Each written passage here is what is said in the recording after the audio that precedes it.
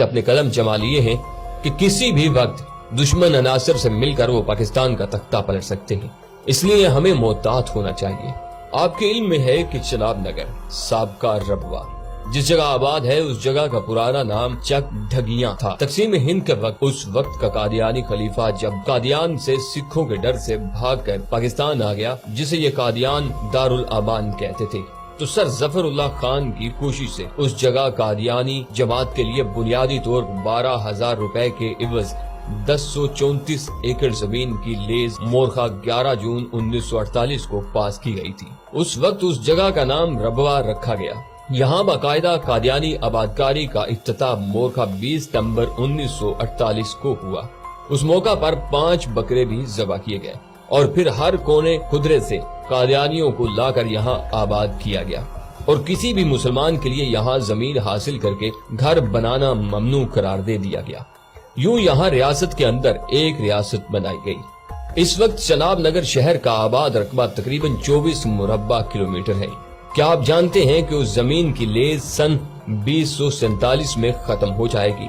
جی ہاں، قادیانیوں کے نام دی گئی لیز 99 سال کے لیے تھی، اور قادیانی جانتے ہیں کہ مسلمانان پاکستان اس لیز کی تجدید کبھی نہیں ہونے دیں گے۔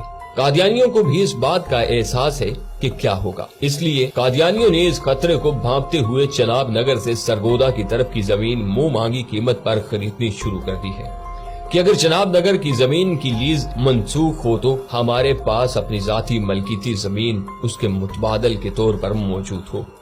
اس مقصد کے لیے سب سے پہلے چناب نگر کے ساتھ احمد نگر نام کی ایک بستی بھی پہلے ہی بسائی جا چکی ہے، جہاں مرزا مسرور کا فارم ہاؤس بھی ہے، اور اطلاعات کے مطابق وہاں سے آگے بھی 4-5 گنا زیادہ قیمت پر دھڑا دھڑ زمینیں خریدی جا رہی ہیں، اور ہمارے نام کے مسلمان پیسوں کے لالچ میں قادیانیوں کو اپنی زمینیں فروخت کر رہے ہیں، بالکل ایسے جیسے فلسطین میں یہودیوں نے منہ مانگے دام دے کر مقامی مسلمانوں سے زمینیں خریدی اور اب وہاں اسرائیل قائم ہے۔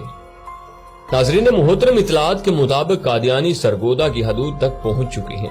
میرے خیال میں قادیانیوں نے اپنے نئے شہر کا نام احمد نگر رکھنے کا سوچا ہوا ہے، اس لیے یہ بستی سب سے پہلے قائم کی گئی ہے۔ ہمیں مملکت خداداد پاکستان میں ایک اور اسرائیل بننے سے روکنا ہوگا۔ اس کے لیے لوگوں کو بتانا ہوگا کہ تھوڑے سے دنیاوی فائدے کے لیے اپنی آخرت کو برباد نہ کریں، اپنی زمینیں انہیں نہ بیچیں۔ اسرائیل کی مثال آپ کے سامنے ہے کہ چھوٹا سا حجم رکھنے والا ملک کتنا طاقتور ہو چکا ہے۔ یہودی فلسطین کے چھوٹے سے رقبے پر قدم جمانے کے بعد آج فلسطین کے بڑے حصے پر قابض ہو چکے ہیں، اور جب چاہتے ہیں وہاں کے بقیہ مسلمانوں کو بمباری سے مار رہے ہیں۔ فلسطینیوں کی نسل کشی کے پیچھے ان کا مقصد یہ ہے کہ وہاں کے تمام مسلمان ختم ہو جائیں اور ساری زمین یہودیوں کو مل جائے۔ ناظرین محترم، میرے خیال میں یہی فارمولہ پاکستان کے لیے اپنایا گیا ہے۔ قادیانیوں کو پاکستان میں زمین خریدنے کے لیے پاکستان مخالف ممالک بھاری معاوضہ دے رہے ہیں، کیونکہ پاکستان کو سرحدوں پر اٹیک کر کے نہیں توڑا جا سکتا، لہٰذا مسلمانوں کی تاریخ دیکھتے ہوئے انہیں اندر سے توڑنے کا فارمولہ اپنایا جاتا ہے، کیونکہ مسلمانوں کو جب بھی شکست ہوئی تو ان کے اندر چھپے غداروں کی وجہ سے ہوئی۔ میں نے کبھی بھی پہلے آپ سے اپنی کسی ویڈیو میں ریکویسٹ نہیں کی کہ ویڈیو کو شیئر کریں، لیکن آج اس ویڈیو کے لیے میں آپ سے ریکویسٹ کروں گا کہ اسے اتنا شیئر کریں کہ ہمارے اعلیٰ حکمرانوں تک پہنچ جائے، تاکہ وہ لوگ یہ فیصلہ کر سکیں کہ ہمارے پاکستان کو ہمارے اندر سے خطرہ موجود ہے۔